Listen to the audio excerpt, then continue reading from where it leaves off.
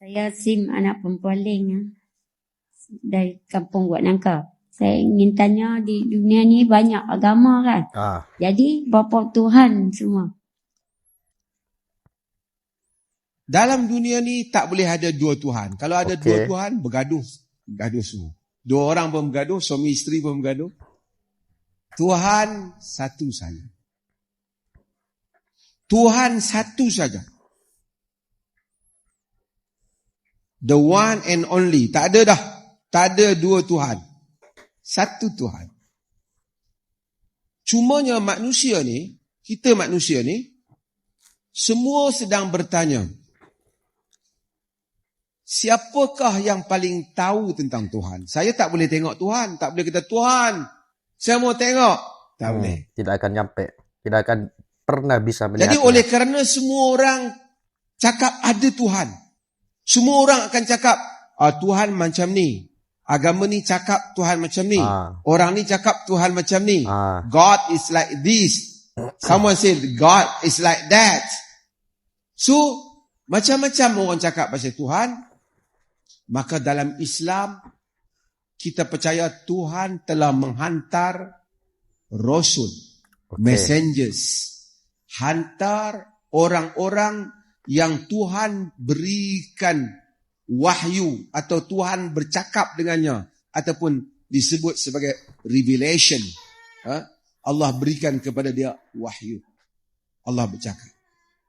Jadi bagi zaman dahulu, sejak zaman dahulu, orang Islam percaya ada Nabi nama Ibrahim, ada Nabi nama Ishak, Ismail, ada Nabi nama Daud, ada Nabi nama Sulaiman.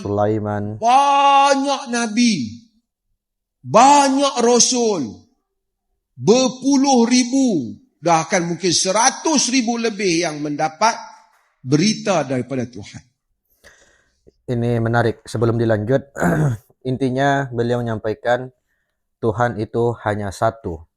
Jadi kalau Tuhan ada dua, maka akan berpotensi akan ada perkelahian atau perselisihan. Di dalam dunia saja, ketika ada seorang pemimpin di sebuah negara dan dipimpin oleh dua pemimpin, maka negara tersebut tidak akan pernah damai. Bahkan akan terjadi peperangan, akan terjadi sebuah perselisihan dan sebagainya. Kemudian di setiap agama ada atau mengklaim bahwasanya Tuhannya seperti ini. Di agama A, Tuhannya seperti ini, bentuknya seperti ini. Dan dalam Islam, bagaimana cara kita mengetahui siapa Tuhan kita, yaitu Allah. Bagaimana cara mengetahui Allah?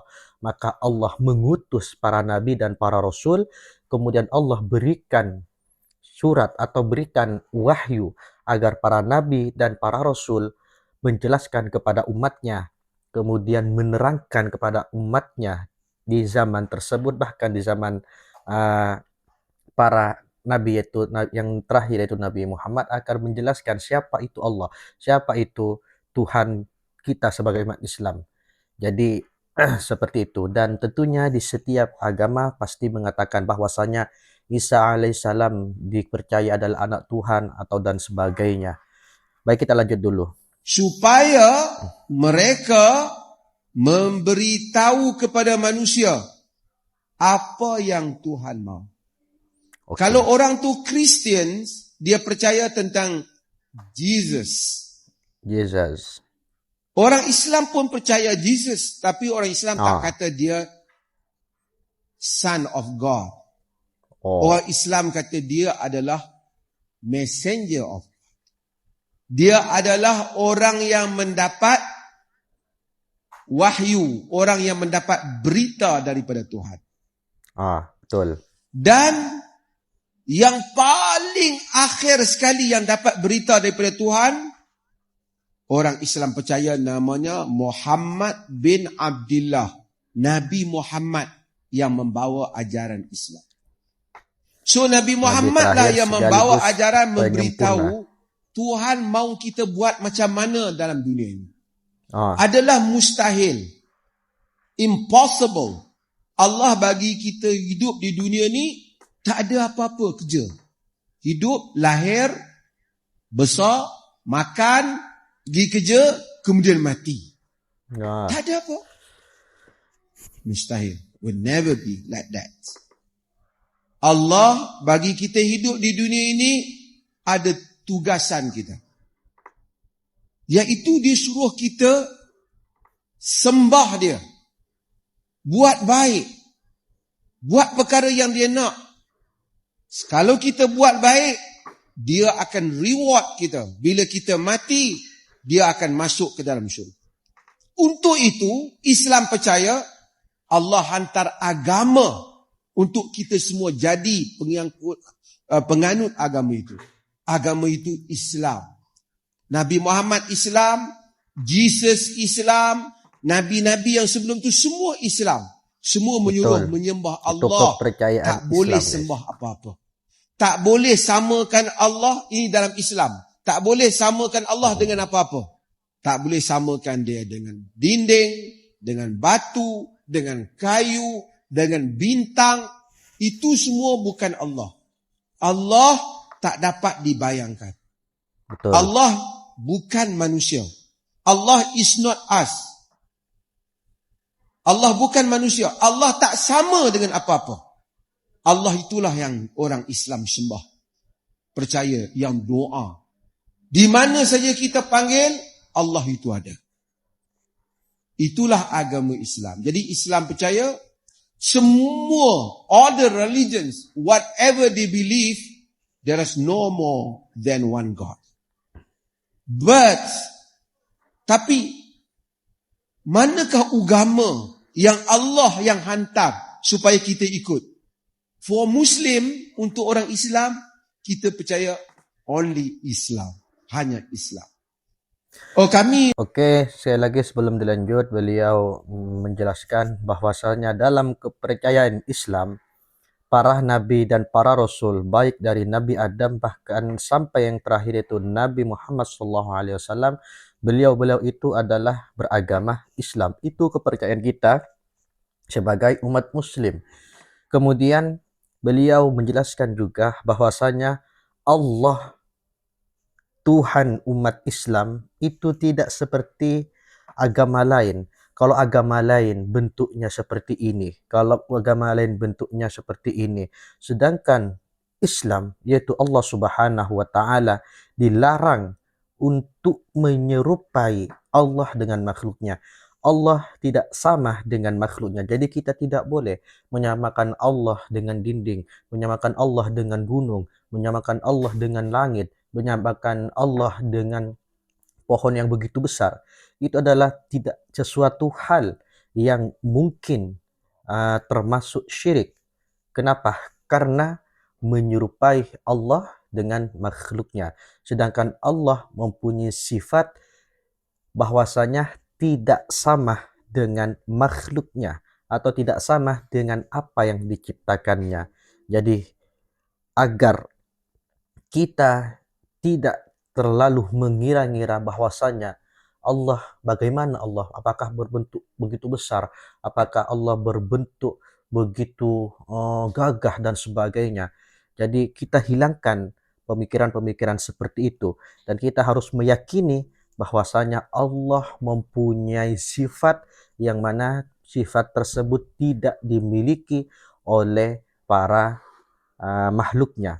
Seperti Al-Hayyu, Allah Maha Hidup, sedangkan makhluknya akan merasakan yang namanya mati. Dan Allah Al-Qawiyyu, Allah yang Maha Kuat, sedangkan makhluknya akan merasakan yang namanya lemah. Jadi sekali lagi Allah tidak sama dengan makhluknya. Orang Kristian percaya Kristian is okay, is that up to them. Itu tak apa dia percaya. Orang Buddha mau percaya Buddha, dia percaya. Tapi Islam percaya kalau nak masuk syurga, kena ikut arahan Allah. Arahan Allah datang melalui mana? Melalui semua nabi-nabi ni, rasul-rasul, messengers, prophets of God, nabi-nabi daripada Tuhan. So, kita kena ikut. And the last prophets, and the last messenger, nabi yang paling akhir, is our messenger, Muhammad bin Abdullah. Muhammad bin Abdullah. Itu orang Islam percaya. Yang hadir pada malam hari ini, kita hanya terangkan. So, kami tak tahu betul ke? Okey, saya offer, ada Quran translation, ada Quran terjemahan, cuba baca. Betul ke baca? Okay. Kalau rasa betul, boleh terima. Kalau rasa saya tak mau, tak apa. Tak ada paksaan. Nabi Muhammad, Quran bagi Jadi tahu, agama Islam tidak boleh memaksa, guys. la ikrah fid din. No Agama lain untuk compulsion memeluk in agama religion. Islam itu tidak Tak boleh. ada paksaan. Nobody can force you to accept any belief. Tidak ada siapa boleh paksa kita terima apa-apa kepercayaan. Because iman, belief is here. Our faith is here. It's not in our tongue, it's in our mind and our hearts. What we believe, that is our faith. If we say something, we believe something else. Kalau kita kata satu benda, kita percaya yang ni, Allah kira apa yang kita percaya. Betul tak? Kalau orang cakap, Betul. Ini birunya. Kita semua tengok, ini warna apa? Merah. Kalau awak tak kata biru, saya tembak awak. Kalau kita berkata, ya biru. Memang biru. Tapi kita percaya tak? Kita tak percaya. Kita takut kat dia. Tapi kita tahu ini warna merah. Kepercayaan di sini. So kita kena percaya. Betul, di hati. Tidak ada Tuhan. Melainkan hanya satu Tuhan. Okey. Terima kasih. Bismillahirrahmanirrahim. Dalam dunia hari ini terdapat pelbagai agama dan kepercayaan. Soalan yang sering timbul ialah, kalau agama banyak, adakah Tuhan juga banyak? Inilah persoalan yang diajukan oleh seorang anak perempuan kepada Dr. Maza, dan jawapan yang diberikan sangat mudah difahami serta penuh hikmah. Dr. Maza menjelaskan bahwa menurut Islam, Tuhan itu hanya satu. Tidak mungkin ada dua atau lebih Tuhan yang sama-sama menguasai alam ini. Jika manusia yang hanya dua orang bodoh pun boleh berselisih, apatah lagi jika alam semesta ini ditadbir oleh lebih daripada satu Tuhan. Alam yang begitu teratur dengan perjalanan matahari, bulan, bumi, dan seluruh ciptaan menunjukkan bahwa pentadbirnya hanyalah satu Tuhan yang Maha Esa. Persoalan seterusnya ialah, bagaimana manusia boleh mengenali Tuhan sedangkan kita tidak mampu melihatnya? Disinilah pentingnya peranan para nabi dan rasul. Dalam Islam, Allah tidak membiarkan manusia mencari jalan sendiri tanpa petunjuk. Allah mengutus nabi-nabi sebagai pembawa wahyu untuk menerangkan siapa itu Tuhan, bagaimana cara menyembahnya, dan bagaimana manusia harus menjalani kehidupan. Islam mengiktiraf semua nabi yang diutuskan Allah, seperti Nabi Ibrahim, Nabi Daud, Nabi Sulaiman, dan juga Nabi Isa. Namun Islam mempunyai pandangan yang berbeza terhadap Nabi Isa. Orang Islam percaya bahwa baginda ialah seorang Rasul yang dimuliakan, bukan anak Tuhan. Baginda diutus untuk menyampaikan wahyu dan mengajak manusia menyembah Allah yang Maha Esa. Kemudian Allah mengutus Nabi terakhir, yaitu Nabi Muhammad sallallahu alaihi wasallam. Baginda membawa risalah Islam sebagai penyempurna ajaran para nabi terdahulu. Oleh sebab itu, umat Islam percaya bahwa petunjuk yang perlu diikuti hingga akhir zaman ialah ajaran yang dibawa oleh Nabi Muhammad sallallahu alaihi wasallam. Dr. Maza juga mengingatkan bahwa kehidupan ini bukanlah sesuatu yang sia-sia. Kita tidak diciptakan sekedar lahir, membesar, bekerja, makan, kemudian mati. Sebaliknya, setiap manusia mempunyai tujuan hidup, melakukan kebaikan dan meninggalkan segala yang dilarangnya. Mereka yang beriman dan beramal soleh dijanjikan ganjaran surga di akhirat. Satu lagi perkara yang sangat menarik dalam penjelasan ini ialah konsep tiada paksaan dalam agama. Islam tidak memaksa sesiapa menerima kepercayaan tertentu. Iman lahir daripada keyakinan dalam hati dan akal, bukan kerana tekanan atau paksaan. Sebab itu, Dr. Maza mengajak sesiapa yang ingin mengenali Islam supaya membaca Al-Quran terjemahan, memahami isi kandungannya, kemudian membuat penilaian dengan hati yang terbuka. Penjelasan ini menunjukkan bahwa dakwah Islam bukanlah dengan memaksa, tetapi dengan memberi penerangan hujah dan mengajak manusia berfikir. Akhirnya, setiap orang bebas membuat pilihan berdasarkan ilmu dan keyakinan masing-masing. Kesimpulannya, Islam mengajar bahwa hanya ada satu Tuhan, yaitu Allah Subhanahu wa Ta'ala. Allah mengutus para nabi untuk membimbing manusia, dan Nabi Muhammad sallallahu alaihi wasallam ialah nabi serta rasul terakhir yang membawa syariat untuk seluruh umat manusia. Keimanan tidak boleh dipaksa, tetapi perlu lahir daripada pencarian ilmu, kefahaman dan keyakinan yang sebenar. Kalau Anda mendapat manfaat daripada perkongsian ini, jangan lupa tekan like, tinggalkan komen dengan pandangan Anda secara beradab, dan kongsikan video ini kepada keluarga serta rakan-rakan. InsyaAllah, semoga ia menjadi asbab hidayah dan pahala yang berkepanjangan. Amin, amin, ya Rabbal Alamin. Akhirnya, wassalamualaikum warahmatullahi wabarakatuh.